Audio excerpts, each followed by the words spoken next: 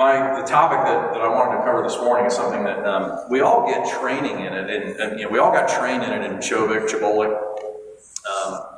I assume you guys probably got trained in it in AIT, at least an understanding of religious support in a pluralistic environment. As chaplains, we are unique, and we talk about that word a lot, but we don't know the regulation talks about that word a lot, our doctrine talks about it a lot. I don't know that it's ever actually been adequately defined anywhere. What actually is pluralism? And I'm reminded of an experience I had right out of the gate as a brand new chaplain in Chobik. One of my classmates, we show up to Fort Jackson, and we were, it wasn't alphabetically, I'm not sure why we were seated the way we were, but for some reason I was sitting next to him, and he introduces himself to me, and he did this with other people too. But he introduced himself. Hey, I won't share his name. He's no longer in the Army, long since departed. But he would introduce himself to you and say, "Hi, I'm Joe Smith," and you'd say, "Oh, hi, I'm Mike Hart," or whatever. And he would say, "So what kind of liberal are you?" And at first it was a joke. A lot of people got a little nervous laugh out of it. But as the course went on, I will never forget the experience we had during the block of family life training. And I've thought of this the other day because you have a big picture of Chaplain Eric Keller on your wall, and he was the family life guy at Fort Jackson when I went through the basic course. So anyway, they come in and we're doing this block of family life chaplain training, and it comes time for the role play. And so this particular chaplain is tagged to be, okay, you're the chaplain, you're the pastoral counselor, and then he picked another couple of people. We're all sitting there watching this counseling session, and chaplain so-and-so is the counselor, and another female chaplain was the spouse, and actually I think Chaplain Keller was role-playing the husband. So the couple comes in, they sit down at the table, and they do some introductions, and this chaplain, now he's in character as the counselor, he says, "Do you accept the Bible as the inspired Word of God?" Which Chaplain Keller, in character, says, "No, I don't do that religion stuff." And this chaplain's response was, he gets up and says, "Well, I'm sorry, I can't help you," and walks away. And as you can imagine, that was not a little bit of a startle in the room when that happened. But it illustrated the idea that this is someone who's going to have a problem working in a pluralistic environment. This is someone who's going to have a problem working with people who don't believe the way that he believes. And so this same chaplain and I happened to be assigned at our first duty station together at Fort Sill, and he was assigned to Garrison Hill Chapel, which is over on the 3-Corps artillery side. I was assigned over on the basic training AIT side. And he came from a very far, as you can guess, a very extremely conservative leaning denomination, independent fundamental denomination. It was King James only. And he would routinely, from the pulpit in a general Protestant service, tell people that if they had not been baptized by immersion, that they were living in sin and going to hell. Now, in a general Protestant service where you've got people from all different flavors, and some of them were rather high-ranking, you can imagine that didn't go very well for him. And it wasn't too long after that he was rather unceremoniously shown the door and went back into civilian ministry, which is probably where he should have stayed, to be honest, because he functioned very well as a civilian pastor. He's a very strong leader, very capable leader. It turned out there were some moral indiscretions, unfortunately, but he was a very biblically literate man. He was very doctrinally literate. He was a very gifted orator, and he functioned, other than some of those other things, very well in that capacity. But that didn't translate over into the chaplaincy, where he had to function in a pluralistic environment. So I wanted to just take some time this morning and really just have more of a conversation with each other about pluralism and how we function in it, and maybe get some of your stories and some of your experiences and how we can learn from each other. How have you dealt with, especially you chaplains, how have you dealt with having to function in an environment where, you know, the people coming in your door are not all there because they believe the same way you do, or that they want to hear, you know, you present the gospel, or you present your, you know, your faith tradition. They're there because the government says you're in that unit and you're in that unit. Go play nice. And so, as I said, we talk about, we read about pluralism a lot in the regulations, but as I was reading through stuff, you know, leading up to this, I'm like, I don't see anywhere where it's ever actually defined, at least I think adequately. So let's just start with that. How do we, what is pluralism? What does it mean? What's that word mean? Diversity. Diversity, okay. Or multiplicity. Certainly an element of it. Multiplicity. Okay. A I mean, multiplicity. yeah, a lot more than just ours. Right, okay. Variety too. Variety. What's the characteristic about all that stuff? I mean, what is it about diversity? What is it about the multiplicity? What is it about the variety? Different. What is it about the difference? It's identifiable difference. Okay. It's the idea that your beliefs have a rooted structure and a history, a doctrine that makes it different than another person. You know, here when you lump general Protestants together, and sometimes that creates a relativistic idea rather than a pluralistic idea. Yeah. Oh, you're just all the same. Yeah. And then our Catholic priests, and there's our minority group guys, who are our Jewish priests. We're on now. Our Buddhists, you know, that type of thing. But that completely wipes out the distinction that makes pluralism work. The idea that there has to be an identifiable difference in variety, not just that there is variety. Right. Okay. And if we distill it all down to where we're all the same, that's really not, now we're really kind of no longer pluralists. We've just kind of weeded out everything that separates us. So I think in our core, pluralism is a respect of the different faiths. It's not saying that they're the same, because we all have our endorsers that say this is what we believe, Chaplain. Yeah. So we respect the others, and yet hold to the distinctives of our own. So somehow there's that balance that we try to strike. That's what I was looking for. Was, yes, there's variety, there's diversity, there's all these differences, but what is it about those? Well, the key is they all have to work and live and play together and figure out a way to, you know, to make this thing function. What is the, let me just share some of the definitions and you guys can see what you think of these. A condition or a system in which two or more states, groups, principles, sources of authority, etc. coexist. Or a state of society in which members of diverse ethnic, racial, religious, or social groups maintain an autonomous participation in and development of their traditional culture or special interest within the confines of a common civilization. Does that work? Okay. So, right. So let's kind of go back and we'll sort of start with some of the basics. What is our authority for a ministry? What's the authority for the existence of a chaplain corps? Title 10, which is informed by Constitution. the Constitution. The First Amendment of the Constitution guarantees that every American citizen has the right to freedom of expression, right? Congress shall make no law respecting the establishment nor prohibiting the free exercise thereof. So every American citizen, whether they're military or not, civilian military, has that constitutionally protected right, and it has been deemed legal, it's been upheld again and again, that the existence of a chaplain corps to do what?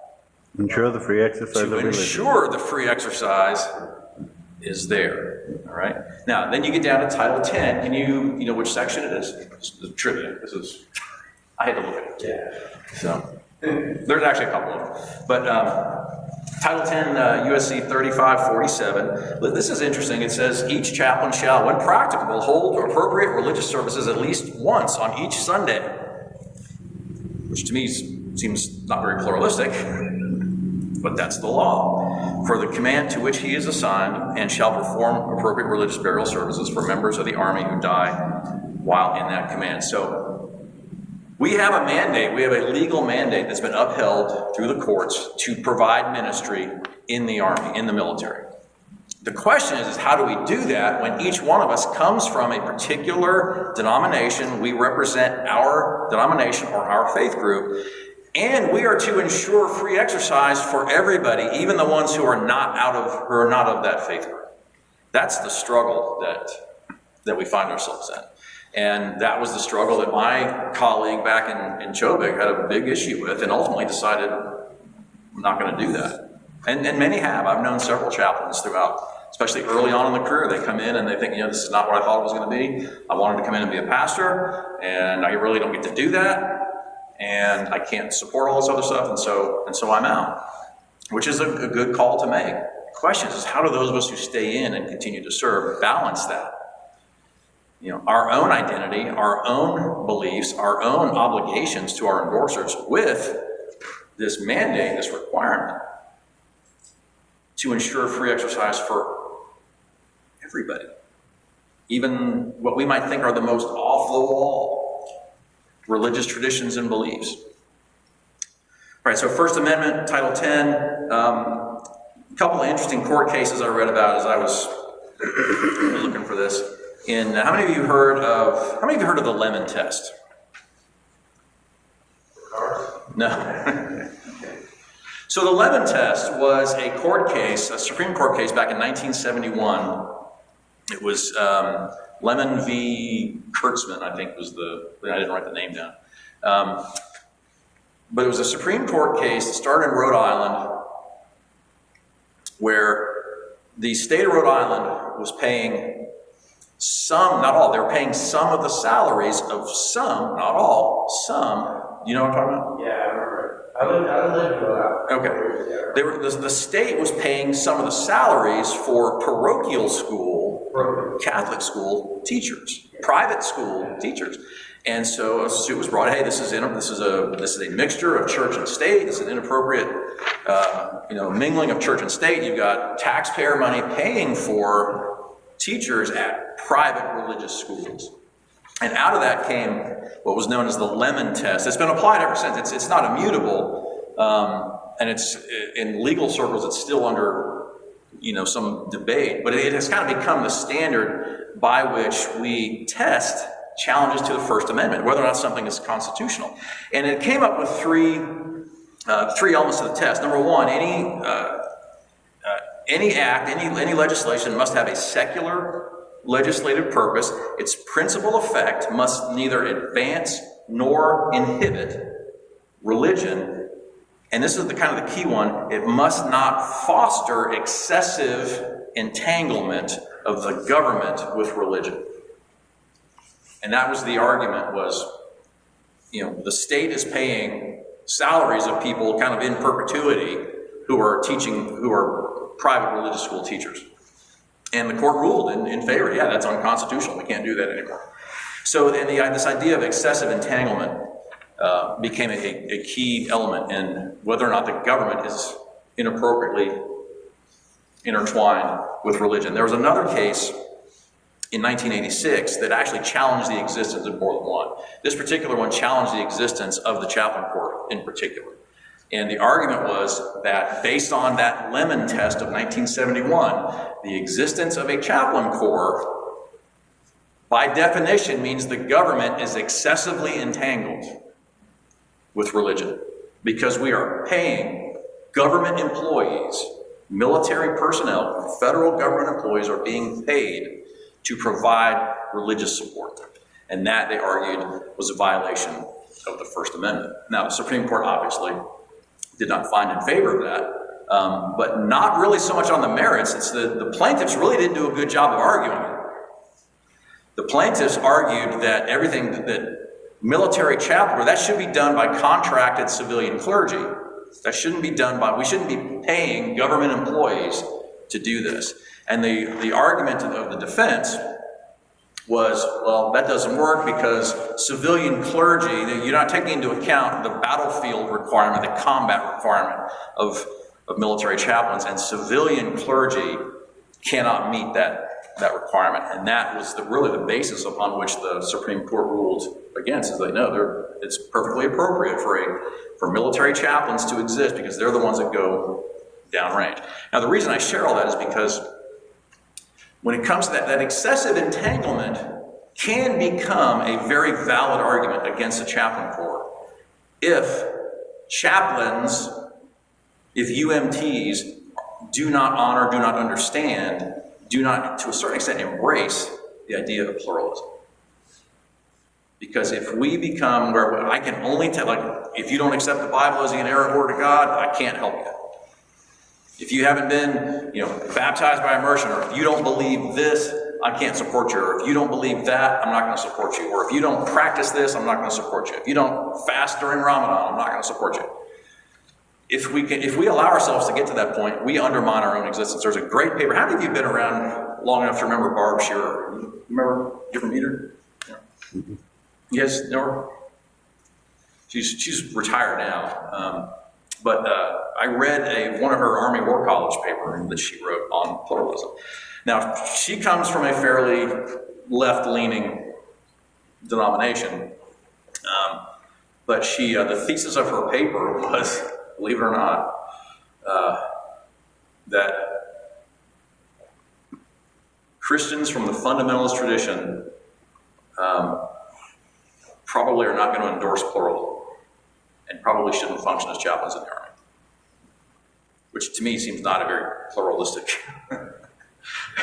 But anyway, that was her conclusion. But she made a good point. She argued a good point, and which is what I had just stated, was that the chaplain corps can undermine itself by not understanding and not grasping the idea that there are multiple traditions, multiple faiths, multiple beliefs, and that we have to commit ourselves to ensuring the free exercise for all of them.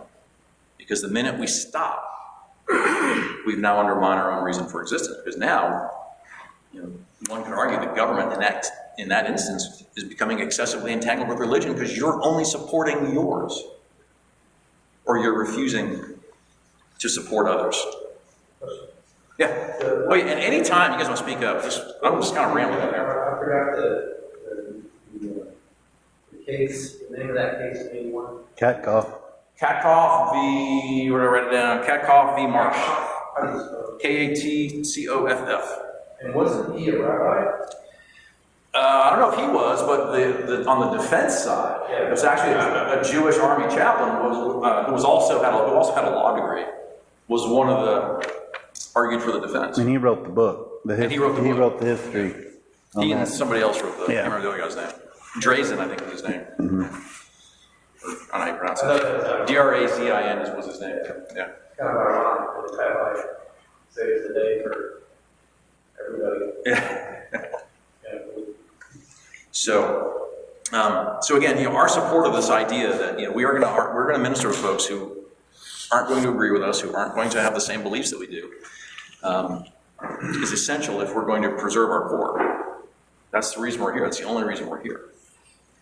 And I know, in some traditions that's a little more difficult. I said in the more kind of what we would call liberal, leftward-leaning denominations, that's a little easier. In some of our more conservative denominations, that could be a challenge because now we have this conflict between my own convictions, my own denomination, my own endorser requirements, and this mandate to ensure free exercise for all. How do we balance? How do we walk that road? And this is kind of where I would like to kind of turn it over and just hear from you all. How have you encountered that? Whether it's with the soldiers in your formations, or whether it's dealing with fellow chaplains. How have you encountered that, and how have you responded to that? How have you navigated that?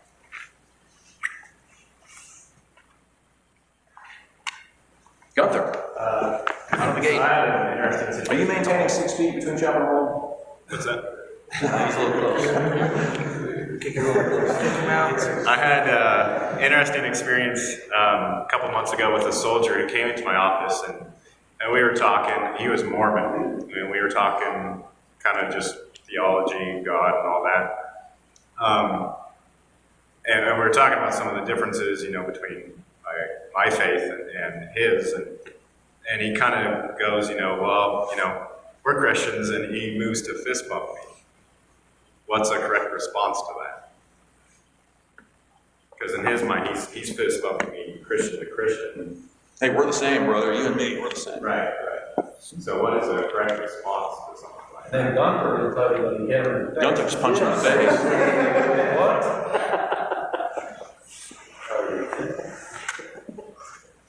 I'm sorry, I can't fist bump you, COVID-19 and all. Arms. I don't know, let me ask you guys, hey, we're the same. It's like, what do you want? Sometimes it's worse to go, well, not exactly, because, as far as attorney goes, it's better to say, hey, bro, whatever. I mean, for me, I think it's going to be up to you, but I think the best thing to not do is create, in a sense, a debate right there. I'm just saying, for me as a chaplain, that's what I would do in this case. I believe every denomination or every chaplain has to understand how he fits into the big picture of his belief structure. A chaplain in the United States Army is there to support soldiers, but he also has to believe God wants him to do that for the bigger picture, possibly of kingdom work, or however he has that idea fixed in his mind.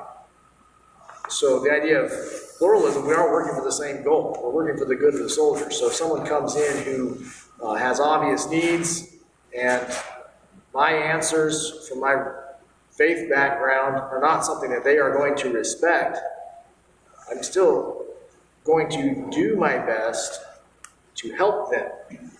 And sometimes that means I keep my obvious faith beliefs that are crying out within me, down to a dull roar, as I know saying some things will turn them off, but providing them with other resources, providing them with other options, and talking through their trouble is also another way I can help them without necessarily infringing my own beliefs as well. So that aspect is something that we all need to be very secure in. And then we also have to recognize the soldiers' needs that come in. Yeah, I think you make a great point, because, not every tradition, sort of has this,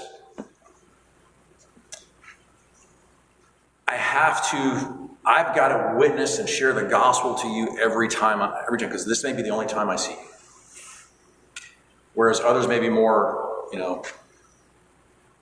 let's face it, we can get outside the Christian tradition. Does every tradition even necessarily kind of share like what you did about, seeing where we fit in the bigger picture of the kingdom? Well, what if I'm a Hindu chaplain? What if I'm a Buddhist chaplain? I don't have the same views of this kingdom view that you speak of as kind of a foreign concept to me. But even within the Christian realm, you've got so that I've got to witness to everybody, because my faith calls me to witness. In fact, that's part of my expression of faith, is witnessing. I went to Liberty. We witnessed. You had to witness. You witnessed to everybody. Then you got others that are just, no, I'm here to do my Christian walk and be kind and nice and, whatever. But I'm not going to infringe upon you or anybody else. And you got everybody in between. Any other thoughts on Gunther's question? Well, you could always come back with the same fist and say, not a fist as in mean, but in like, here we go, bud, and just say, yeah, as long as you, I'm with you. Christ is the only Son of God and the only hope for salvation for the world. nothing wrong with that. I'm down with you as long as you're down with me. Oh, maybe I'm not so down, then it's on you. I know we're using the same vocabulary, meaning totally different things, but that's okay. That's all right. It's not the name of it. Well, and maybe the most important things, like, as long as we can agree on these important things, yeah, we'll be down.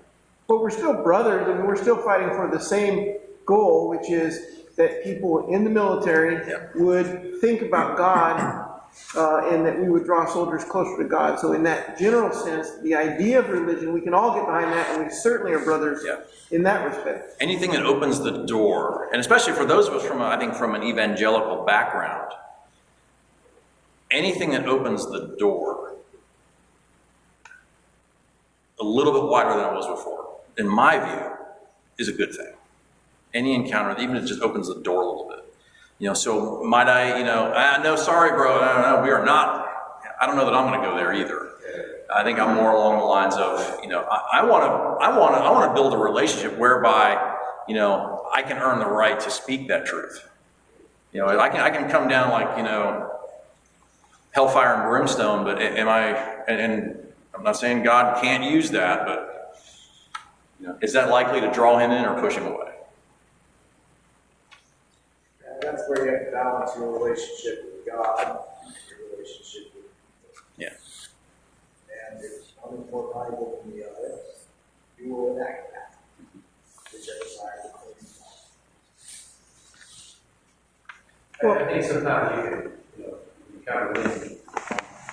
A lot of times you can win on both fronts by saying something like, hey, I'd love to talk about it later when you have time. I'd love to, because you'd be surprised, maybe there's some differences, but I'd love to talk to you about what I believe, and let's see. Because I do have that. Actually, it's not often, but it's enough that, I usually will say that to somebody.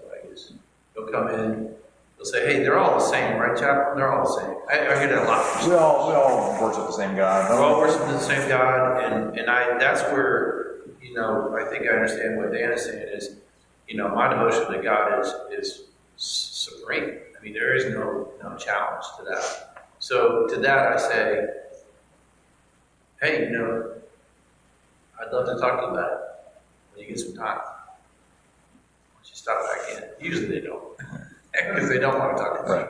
But with Gunther's question too, it might be more of a process versus content. Friends banter all the time. Good family life. Right. So you can love the Cowboy. It's not as hot. Clearly, it's not as important. You may love the Cowboys. I like the Redskins. Whatever. We can still go back and forth and be friends. It's all in that in how we handle it. So okay, I get it. You're Mormon. I'm conservative Baptist. There's differences, but I can still call you out on the differences and still be, because I thought they started as friends, right? So if you're friends, there's that friendly banter. It doesn't have to be the end of the world just because I didn't 100% agree with you. Right. And I think, Dan brings up a good point about, being secure not only in your relationship, being secure in your identity, not only as a chaplain, but as a believer, whatever your faith is, being secure in that identity. For me, being secure in my identity as a Christian, am I more about seeing that soul won to Christ, or am I more about winning an argument, winning a theological argument? And I think we have to wrestle with that and identify that within ourselves as well. What is prompting? Again, I'll go back to my, the family life, aspect is would tell me whatever I say, whatever my response is. Why am I responding thus? What's driving me to do that? What's honestly driving me to do that? Most of my counseling in the last couple of years with, say, troubled soldiers that were brought to me by an NCO or officer, mostly NCO, would be with prodigals who kind of morph their belief into some type of narcissism or nihilism. And so what I end up doing is I end up engaging, kind of trying to find out what they still believe from the past. What do you still believe from what you're raised in. Because most of them, 80% of them, would say I was raised in some kind of Christian. Matter of fact, Tony, when I did Newcomers Brief, I asked the 40 people in there, how many of you, and we were talking about Title 10, First Amendment, why are chaplains here? And I asked them, how many of you were raised in any kind of a faith background? I guarantee it was 80%.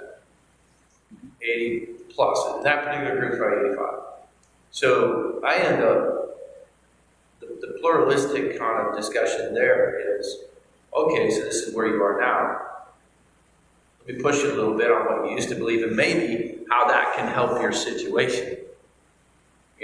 Because you just got busted for drunken driving and, whatever it was. What else? Any? One of the things I came to grips with when I was first going through the process of coming in, because the colonel chaplain was going to ask about pluralism. I was already warned. When I was pastoring, I had Catholic neighbors. I would go over and help them change their tire. I wasn't going to expect them to come to my church. Somebody down the road, I have no idea what faith group, I would still help them. But my thought was, I'm still sharing the love of Christ, if not, preaching to them or witnessing to them. So I got to trust God with that. So whether I'm assisting a Buddhist or a Muslim or a Catholic or anybody else, I'm still sharing the love of Christ, and I think that'll be blessed. And I think, the Holy Spirit can use that. That's speaking from my Christian perspective. I'm sharing it. I got to trust God with the rest. So I'm able to assist others, realizing I'm assisting from the Christian perspective. God's going to work in that. And I had another situation. A Buddhist, as a chaplain, Buddhist came to me.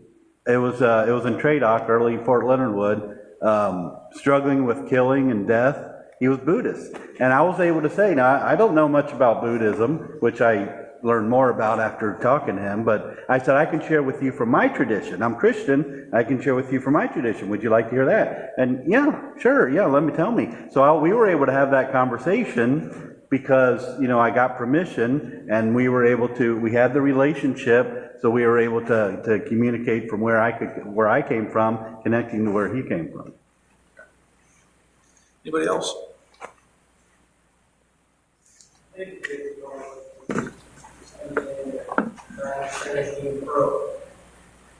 85% of what we do is forging a relationship and then reinforcing the faith group of the soldier. I've had a Buddhist soldier, I've had a Muslim soldier come talk to me with the chaplain. I've had atheists come talk to the chaplain and talk to me. It's just respecting boundaries, understanding where they come from, and forging their own faith. Not necessarily putting your own and doing it that way. I've seen a lot of people shy away from the chaplain when that happens. It's more of starting a conversation, having learning about their faith and learning about yours. Having a theological conversation is not wrong. Fist bumping someone for saying they're the same. In their mind, they're right. But it's respecting boundaries of God. That's all it is. I knew a Garrison chaplain who would not recruit DRGLs. I don't want to recruit DRGLs because I do not want to promote non-Christian faiths. Sir, you can't do that. It's your job. I don't care. My faith tells me, my beliefs tell me.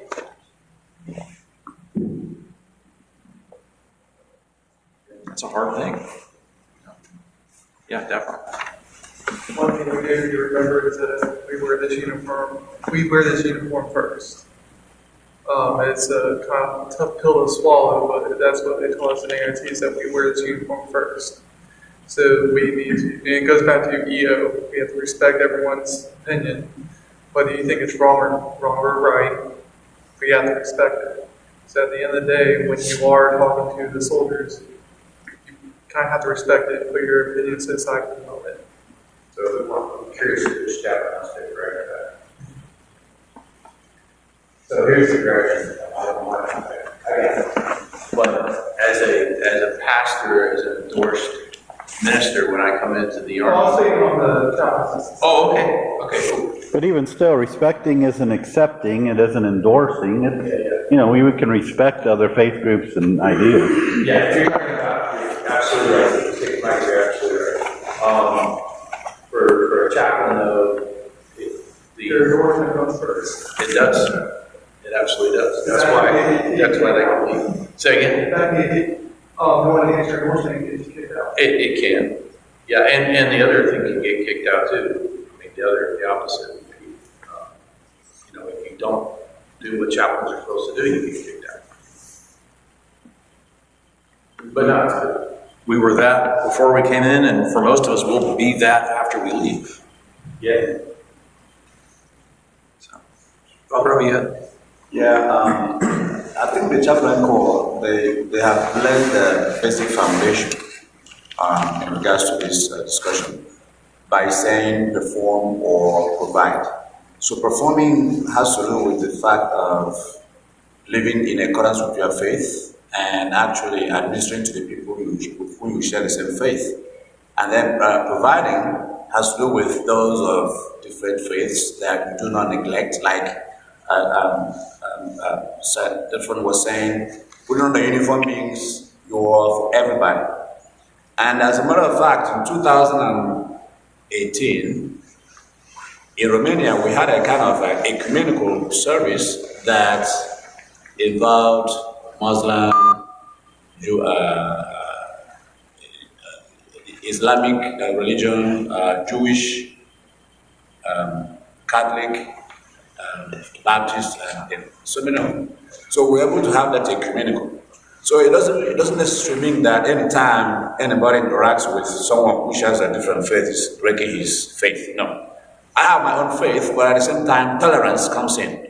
Tolerance. Be able to tolerate others in their own, but at the same time, hold on to your belief, which the Chaplain Corps says you must stick to your own belief, and at the same time, Again, this is true. It's a true story. I'm a Satanist, and I want my satanic Bible. However, I'm afraid to have it sent to me because anything that comes in a box, any packages are inspected for contraband. I don't want my drill sergeant seeing that I've got this satanic Bible because it's going to get broadcast. And I don't want to, I don't know what the repercussions will be, but I'd just rather not deal with the hassle. But I want to have it. That's my religion. That's my faith. Can you help me? What do you do?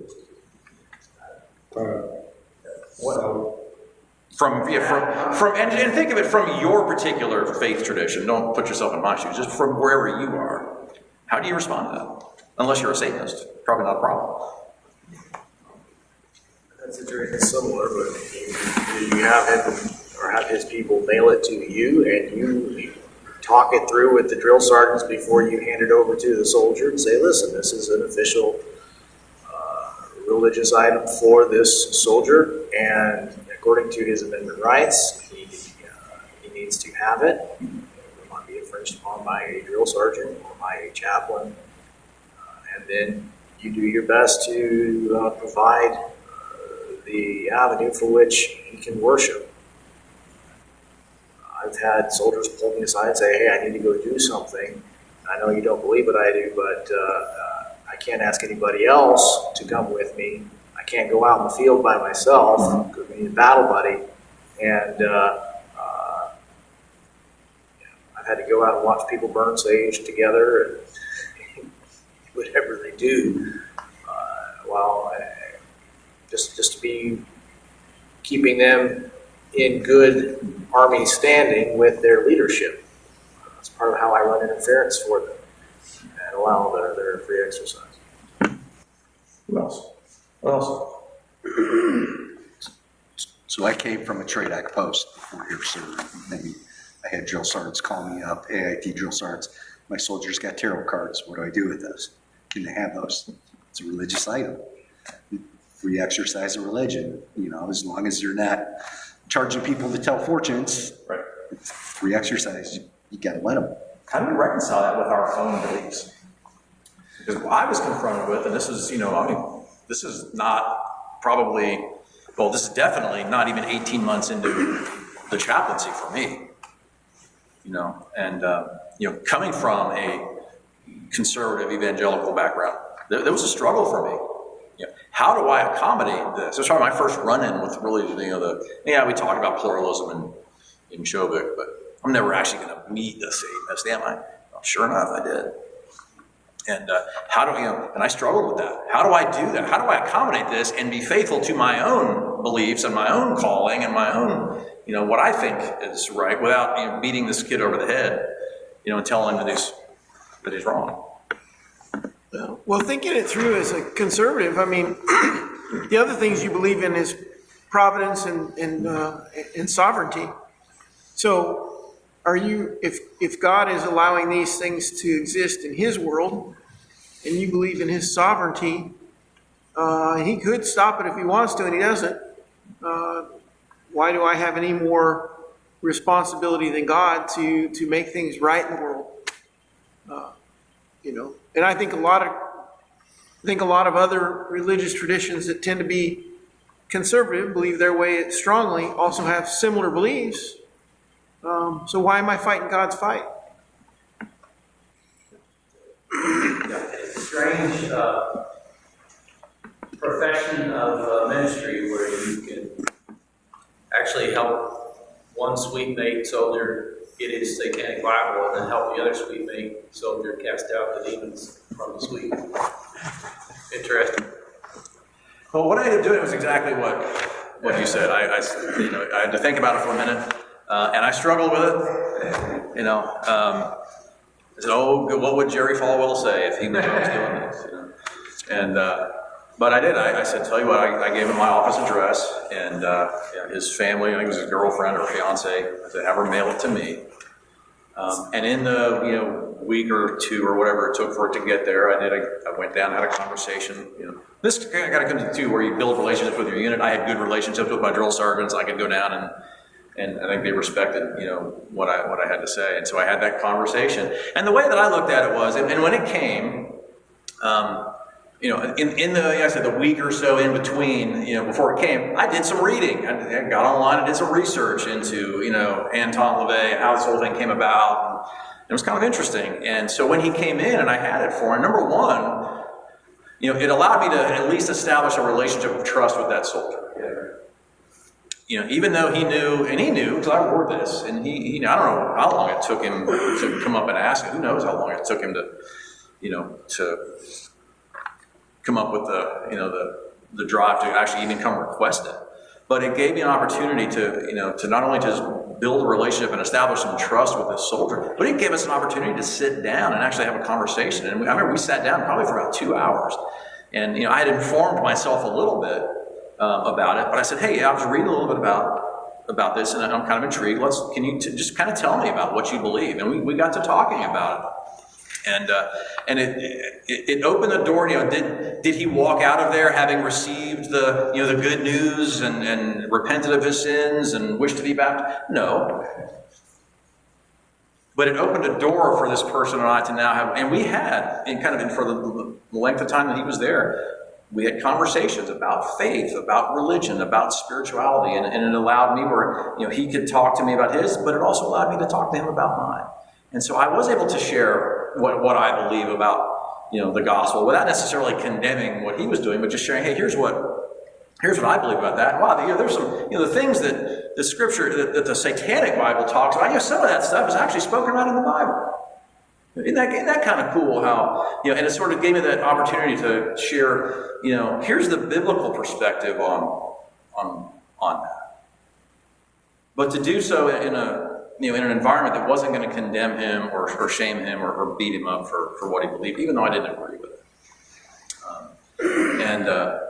But it established that relationship of trust. And I think that's, when it comes to this idea of how do we manage the plural, how do we navigate the pluralism with people that we don't agree with, I've come to look at it this way. I think we are investing, when it comes to our soldiers and those with whom we interact who don't agree, we're investing in a day we hope never comes.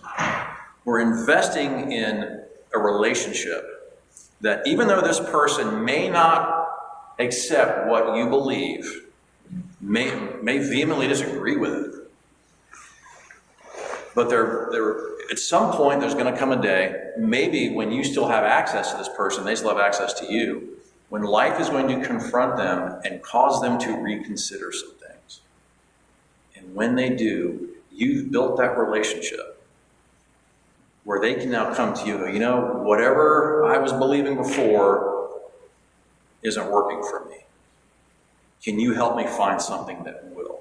Can you help me find something that will actually, that's of some substance? And that gives us the opportunity then to do that. It may not happen the very first time we meet somebody. Maybe it will. More than likely it's not.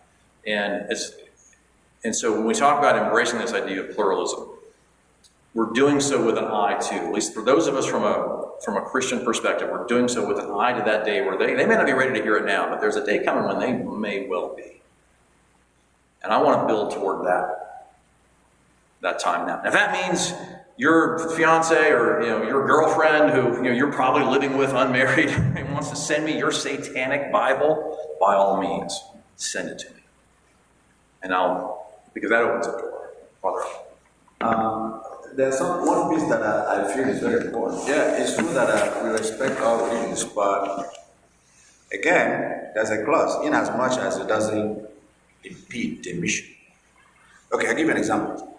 Assuming there is a religion that says you've got to fast for 5 days a week, that deprives the soldier from training, going to office because he's weak. So can we succumb to that? So I think everything goes down to making sure that in as much as we respect everybody's religion, grapple with them and not know something, get the knowledge of the religions, but still, mission is first. Anything that impedes the mission. Now we're getting into the religious accommodation discussion. So that's an excellent point, but I want to table that if we can. But you bring up an excellent point. But yeah, jump Roland, and then we'll wrap it up. This might be stirring the pot a bit. We talked in the beginning about how sometimes chaplains can do damage to their place within the Army or the legality of their uniform in government-funded position. My question is this. As I do religious preference surveys and all that type of stuff, I find that nearly 70 to 75% of my unit is either general Protestant or Roman Catholic. So that makes a very heavy distinction for us as chaplains. Okay. If a Islamic chaplain can't do much of the performing, they are still very, very, very much allowed to be there. So why would, even if I have strong and maybe even distinguished beliefs that prevent me from doing more than less than people expect, why would that be a problem as opposed to, say, where a Jewish or an Islamic would have the same limitations? Does that make sense? I'm not sure. No, I'm not sure I'm understanding. Okay. Largely the pressure is put upon the majority of the Protestant chaplains to accommodate Gotcha. and not be very distinct. Right. Okay. And yet those that we are claiming to be pluralistic towards have no such boundaries, whether they're Buddhist or whether they're Islamic or Jewish. Why? What's the pressure? I mean, obviously, maybe we are too common. Maybe. I think it might be in a certain sense political, and I know exactly what you're saying. In fact, it takes me back to another Chobik experience where I think it was the last phase, we were to be joined by a Muslim imam. And it was funny because we were, our course manager at that time, you could tell was extremely concerned about how we were going to receive him, because I think we got warnings daily for about 2 weeks, the same warning daily that we're going to be joined by, and he would call him an imam, which I always thought was funny. But now we're going to have an imam coming to join us. And so he came, and he was a reservist, and so he was just coming in for the final phase. But, when we would have chapel in the mornings, he got a chance to preach, and he would stand up there, and he would begin his prayer with, in the name of God, the compassionate and the merciful. And there were some pushback. Wait a minute, hold on a minute. That's a uniquely Muslim formula. Bismillah ar-Rahman ar-Rahim. That's an Islamic prayer, and that doesn't say Allah. It says God, and that was the argument. Well, he's praying to God in general. No, that's a uniquely Muslim. That's no different for me than saying in Jesus' name. That's a uniquely identifying characteristic of that prayer. Why is he allowed to do that, but we're admonished? You don't want us to say the word Jesus in any of our prayers, which is a total fallacy too, according to legislation. But why is that way? I think we make it harder on ourselves. That's probably true. Because we're the majority as well. Yeah. We're the majority. It's kind of That's an American distinctive. It's the Christian American privilege. Enlightenment, the idea of protecting the weak from the strong. And if you buy off on that, and you also buy into the whole thing, you can't pick and choose. If you identify also not only as a Christian but as an American, that's part of our ethos. Well, it even goes back to the verbiage in Title 10. Your job as a chaplain, according to Title 10, according to the U.S. Code, is to provide religious services on Sunday. What if you're a rabbi? What if you're an imam? Or, I'm sorry, I got that backward. He was an imam. Chaplain Causey kept calling him an imam. Got that backwards. You ever know Brent Causey, Chaplain? But yeah, I don't know. I wish I could give you a definitive answer to that. I think it's probably has to do with the majority. So you should, you're the big brother in that you're more numerous. Just play nice. Just go with it.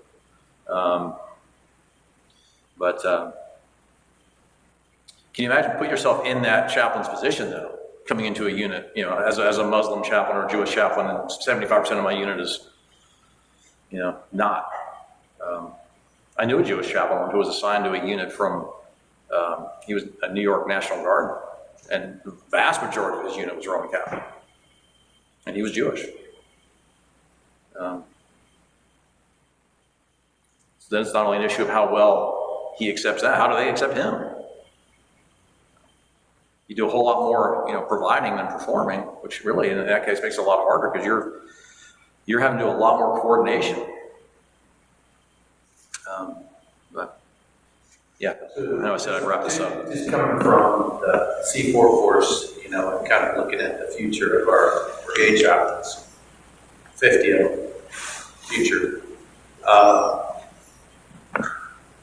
It's interesting because we did this whole, we had a piece in this religious pluralism, and it's interesting that it did morph a little bit, it kind of overlap a little bit with accommodation, and I think the most recent trend that I was hearing among the brethren and sisters here was more in the area of liberal versus conservative within Christianity.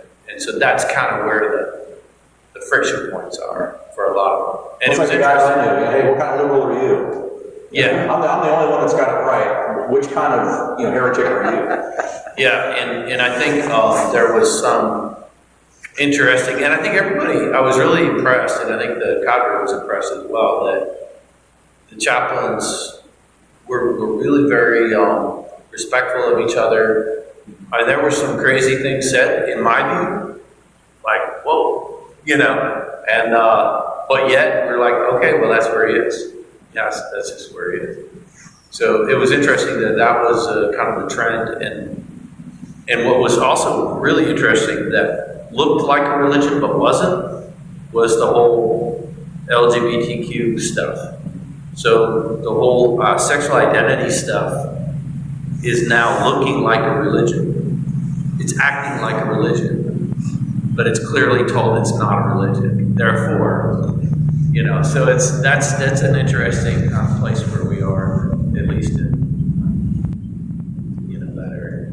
In a lot of ways, I look at this topic sort of like the discussions on ethics, and this can go for on and on. But in the interest of time, we're going to wrap it up. So